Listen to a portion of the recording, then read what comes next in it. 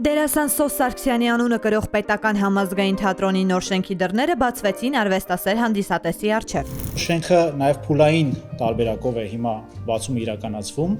Մենք սկզբանե սահմանել էինք, որ պետք է կառուցվի այն հատվածը, որը անհրաժեշտ է թատրոնի բնականon գործունեության համար, որից հետո արդեն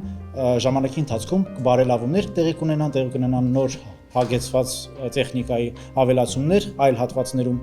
Այսինքն մենք դեռևս աշխատանքի մեջ ենք, բայց սիրով պատրաստ ենք ընդունել մեր սիրելի հանդիսատեսին, որովհետև ավելի քան 6 ամիս մենք չենք ունեցել մեր տանիքը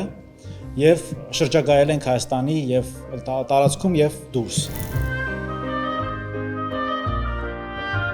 Թատրոնի գեղարվեստական ղեկավար Նարինե Գրիգորյանն անդրադառնալով իրականացվելիք նախագծերին եւ զարգացման հեռանկարներին ասաց. Թատրոնը չպիտի միայն մնա այս շենքում, այսինքն եւ պիտի մարզերում լինի եւ արտերկրում եւ դա էլ իմ գլխավոր նպատակն է, որ մենք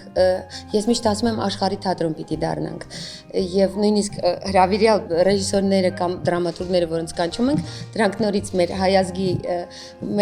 նրանք են ովքեր շատ կայացած են, բայց ուզում ենք նույնիսկ իրենց համախմբել մեր շուրջ, համազգային շարժում անել։